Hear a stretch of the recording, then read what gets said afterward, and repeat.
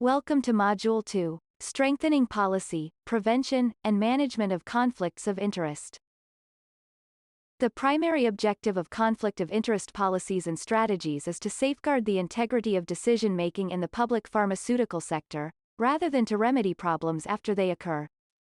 Because not all conflicts of interest can be averted, policies and strategies need to include a mix of approaches to prevent conflict of interest situations from arising, evaluate them in terms of the risk posed and manage them when they occur, and levy sanctions or redress when transgressions happen.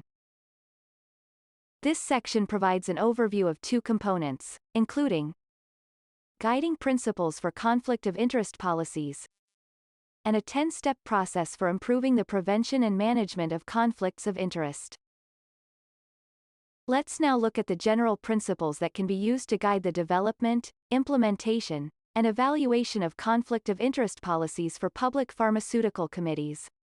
Each of the principles have roots in legal protections of the right to health and other related rights. 1. Proportionality. It is important to focus on the most important and common conflicts of interest and ensure that policies and procedures are not unduly burdensome. 2. Transparency. Conflict of interest policies and procedures should be accessible and understandable. Criteria for determining relevant conflicts should be disclosed, and consideration should be made regarding public disclosure of any actions taken on prevention and management. 3. Accountability. This refers to the identification and disclosure of the officials and mechanisms responsible for monitoring and enforcement. 4. Fairness. The policy should be applied equally to relevant groups, including all public officials and members and advisors from the private and not-for-profit sectors. Now, let's look at an overview of a 10-step process for improving conflict of interest prevention and management. The 10-step process can be grouped into two main areas including first, policy and implementation mechanisms, and second, processes and procedures. Policy and implementation mechanisms include Step 1. Establish a working group to plan and prioritize actions. Step 2. Review existence and adequacy of legislation, policies, rules and codes of conduct, and develop or revise, as needed.